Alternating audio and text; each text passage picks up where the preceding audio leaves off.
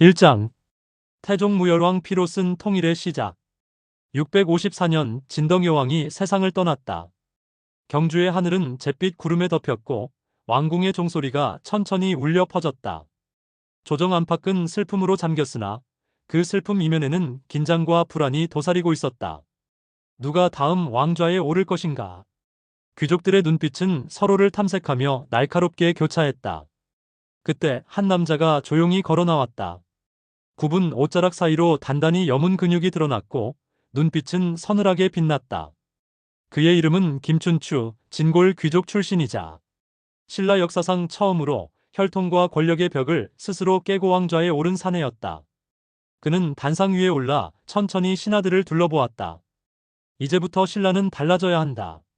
그의 목소리는 낮았지만 단단했고 그 말은 돌처럼 조정의 공기를 가르고 흩어졌다. 신라는 이미 오래도록 피로 물든 세월을 보내고 있었다.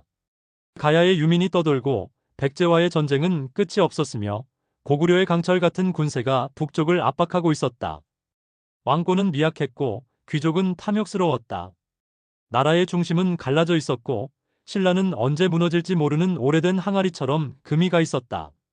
그런 신라의 한가운데에서 김춘추는 결심했다. 이제는 말이 아니라 칼로서 평화를 세울 때다. 그의 곁에는 오랜 벗이자 신라의 방패이자 창인 김유신이 있었다. 두 사람은 젊은 시절부터 서로를 알아보았다. 유신은 춘추의 야망을 이해했고 춘추는 유신의 충심을 믿었다. 그들의 우정은 단순한 인간적 유대가 아니었다.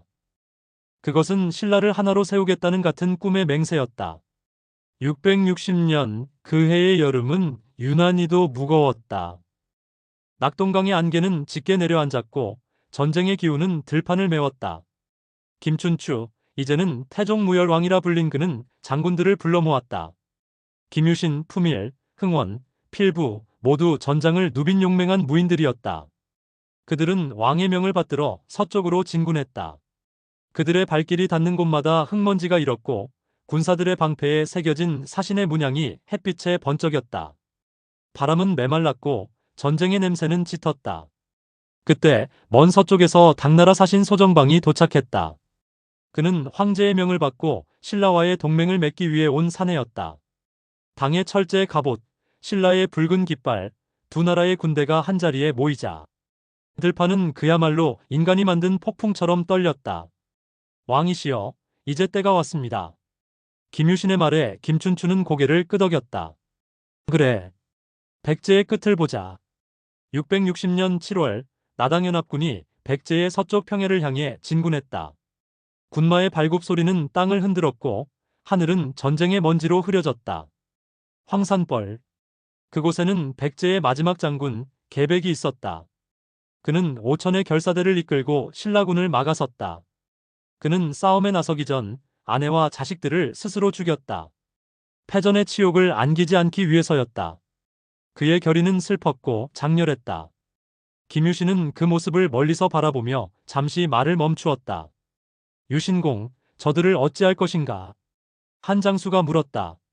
적이라도 그들은 충신이다. 그러나 신라의 길은 멈출 수 없다. 김유신의 목소리는 흔들림이 없었다. 전투는 치열했다. 피가 강처럼 흘렀고 화살은 하늘을 덮었다. 계백의 군은 결국 쓰러졌고 백제의 성문은 불길에 휩싸였다.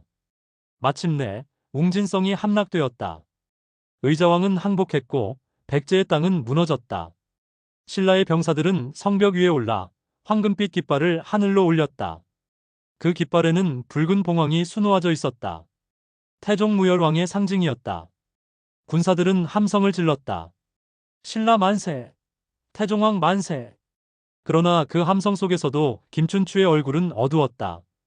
그는 성벽 위에서 멀리 서해를 바라보았다. 바람에 흩날리는 불빛 사이로 검은 연기만이 하늘을 덮고 있었다.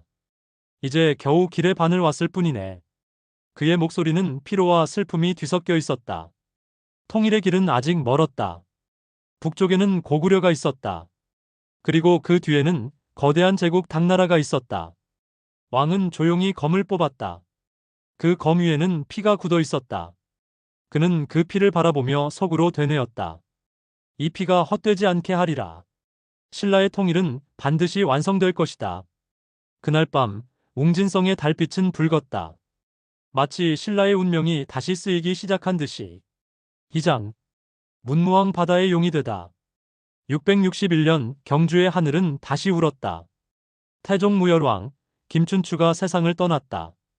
왕의 장례가 치러지던 날 궁궐의 하늘에는 비가 내리지 않았으나 온 신라의 백성들이 검은 옷을 입고 눈물을 흘렸다. 전장을 지배하던 그 사내는 이제 흙이 되었고 그의 뒤를 이은 이는 젊지만 단단한 눈빛을 가진 사내 김법민 훗날의 문무왕이었다. 문무왕은 왕좌에 올랐지만 그의 눈에는 기쁨이 없었다. 아버지의 유업은 미완이었다. 백제는 무너졌으나 고구려는 여전히 강성했고 한반도의 북녘은 어둠처럼 요동치고 있었다. 그는 왕위에 오르자마자 조용히 검을 잡았다. 아버지의 뜻을 잇겠다. 이 땅의 전쟁을 끝내고 진정한 평화를 이루리라. 그 말은 단지 야망이 아니었다. 그의 어깨 위에는 수많은 백성의 피와 한이 얹혀 있었다. 그는 전쟁의 시대에 태어나 전쟁의 시대에 왕이 된 사내였다. 문무왕은 즉위하자 곧 고구려 정벌을 준비했다. 군사들은 다시 한번 갑옷을 걸치고 북쪽 하늘을 향해 나섰다. 그 길은 험난했다. 고구려의 요새는 산마다 버티고 있었고 그들의 장수들은 마지막까지 결사항전했다. 그러나 신라에는 김유신이 있었다. 그는 이미 백전노장의 장군이 되어 있었다. 전하, 북쪽은 험하나 사람의 뜻은 하늘을 이길 수 있습니다. 유신의 그 말에 문무왕은 미소를 지었다. 하늘이 우리에게 고생을 주는 것은 그 끝에 평화를 주기 위함이겠지. 668년 마침내 고구려가 무너졌다. 평양의 성문이 열리고 고구려의 왕 보장이 항복했다. 그날 동쪽 하늘은 유난히 붉었고 세 나라의 깃발은 하나로 모였다. 삼국은 신라의 이름 아래 통일되었다.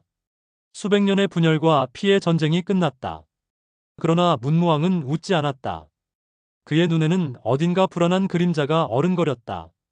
통일의 환희가 채 가시기도 전에 새로운 그림자가 다가왔다. 당나라였다. 당은 고구려 멸망 직후 자신들이 세운 안동도호부를 평양에 설치하고 한반도를 새로운 식민지로 만들려 했다.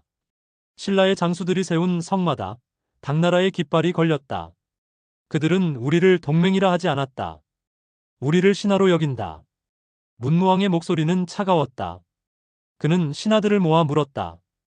우리는 외세의 칼끝 아래 살아야 하는가? 모두 침묵했다. 그때 노장 김유신이 무겁게 입을 열었다. 전하, 신라는 오직 신라의 피로 세워졌습니다. 우리가 다시 싸워야 할 때입니다. 그날 밤 문무왕은 궁전의 마루에 홀로 앉아 있었다. 달빛은 그의 검을 비추었다. 그는 아버지 김춘추의 검을 손에 쥐었다. 아버지여, 이제는 제가 싸우리다. 671년부터 신라와 당의 전쟁이 시작되었다. 이제 싸움의 상대는 과거의 동맹이었다. 설악의 계곡마다 함성이 울려 퍼졌고 낙동강의 물결마다 피가 섞였다. 당나라의 강철 병사들이 신라의 국경을 넘었으나 문무왕은 물러서지 않았다. 이 땅의 주인은 신라 백성이다. 우리는 우리의 산과 강을 지킬 것이다. 김유신이 이끄는 신라의 군세는 매소성 전투, 기벌포 전투에서 연달아 승리했다. 매소성에서는 당의 대군이 포위되어 괴멸했고 기벌포에서는 바다 위를 가르는 불화살이 당의 함대를 태웠다. 전장은 붉게 물들었고 마침내 당의 군세는 물러났다. 신라는 다시 스스로의 땅을 되찾았다. 전쟁이 끝난 뒤 문무왕의 몸은 병들기 시작했다. 끝없는 싸움과 피로 그리고 왕으로서의 짐이 그의 생명을 서서히 갉아먹고 있었다. 그는 병상에서 신하들을 불렀다. 창백한 얼굴로 그가 마지막으로 말했다. 내가 죽거든 나를 땅에 묻지 말라. 내 시신을 바다에 두어라. 내가 용이 되어 이 나라를 지키리라. 신하들은 울며 머리를 조아렸다. 그의 유언은 곧 전설이 되었다. 그해 동해 바람이 거세게 불던 날 왕의 관은 금으로 장식되지 않았다. 단지 붉은 비단으로 감싸였을 뿐이었다. 배가 바다로 나아가고 파도가 넘실거릴 때 신하들은 왕의 관을 조심스레 바다에 띄웠다. 전하, 부디 용이 되어 이 나라를 지켜주소서. 관은 천천히 물속으로 가라앉았다. 동해의 물결이 그를 삼키자 하늘에서 한 줄기 번개가 바다를 갈랐다. 그날 이후 신라의 어부들은 밤마다 동해의 파도 속에서 거대한 용이 일어나 하늘로 오르는 것을 보았다고 전했다. 그들은 믿었다. 문무왕은 바다의 용이 되어 신라를 지키고 있다고. 그리고 그 용의 숨결은 오늘도 경주의 동해 바람 속에서 들린다. 나라를 사랑하라. 내 몸은 사라졌으나 내 혼은 파도 속에 있다. 3장. 통일의 꽃 신문왕의 개혁. 681년 신라의 새벽이 열렸다. 전쟁의 불길이 꺼지고 들판에는 다시 푸른 벼가 자랐다. 그러나 평화의 이면에는 여전히 피의 냄새가 남아 있었다. 새로운 왕이 즉위했다. 그의 이름은 신문왕 문무왕의 아들이자 바다의 용이 남긴 유언의 계승자였다. 그가 왕좌에 오르던 날 하늘은 청명했고 궁궐의 기와는 새빛으로 반짝였다. 문무왕의 유해가 잠든 동에 바다에서 바람이 불어와 궁전의 깃발을 흔들었다. 사람들은 속삭였다. 용왕의 혼이 그 아들을 지켜보고 있다. 신문왕은 단정히 앉아 조정의 신하들을 바라보았다. 그의 눈빛은 젊었으나 그 속에는 피로한 세월의 그림자가 어렸다. 아버지의 시대는 전쟁의 시대였다. 이제 그의 시대는 질서와 법의 시대였다. 이제 신라는 하나가 되었노라. 그러나 하나의 나라에는 하나의 뜻이 있어야 한다. 그의 목소리는 부드러웠지만 그 말은 칼날처럼 날카로웠다. 그러나 평화의 시작은 언제나 반발로 뒤따랐다. 왕의 즉위 소식이 전해지자 나라 곳곳에서 불만의 속삭임이 피어올랐다. 신라가 하나라 해도 권력은 나눠야 하는 것 아니냐? 왕의 혈통이라 하나 귀족의 피가 더 깊지 않은가? 그 속에서 한 사내가 야망을 품었다. 그의 이름은 김음돌. 그는 왕의 장인으로 신라의 유력 귀족이었다. 그러나 신문왕의 개혁 정책이 귀족들의 특권을 빼앗자 그는 은밀히 군사를 모았다. 밤의 그림자 아래서 반란의 횃불이 타올랐다. 경주의 골짜기마다 군사들이 움직였고 왕궁은 그 소식을 밤새 전했다. 전하, 김음돌이 반란을 일으켰습니다. 병력을 동원하라. 신문왕은 흔들리지 않았다. 그의 손에는 검이 들려 있었고 눈빛에는 망설임이 없었다. 그는 말했다. 나라를 두 동강 낼 자는 내 친인척일지라도 용서치 않겠다. 그날 밤 궁궐의 등불은 붉게 타올랐다. 왕의 명을 받은 군사들이 김음돌의 세력을 포위했고 새벽이 오기 전에 나는 진압되었다. 김음돌은 포로로 잡혔다. 그는 무릎을 꿇은 채 왕을 올려다보았다. 전하, 나는 나라를 위했다. 신문왕은 조용히 고개를 저었다. 그대가 위한 것은 나라가 아니라 그대의 권력이었다. 그 한마디에 궁전은 얼어붙었다.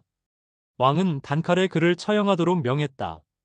피가 바닥을 적시자 신문왕은 천천히 일어나 선언했다. 이제 왕이 곧 나라요. 백성이 곧 힘이다. 그날 이후 신라의 귀족들은 침묵했다. 왕권은 강철처럼 단단해졌다. 김음돌의 난 이후 신문왕은 쉼없이 움직였다. 그의 개혁은 피로 시작되어 제도로 완성되었다. 그는 중앙집권 체제를 완성하고 나라의 틀을 다시 세웠다.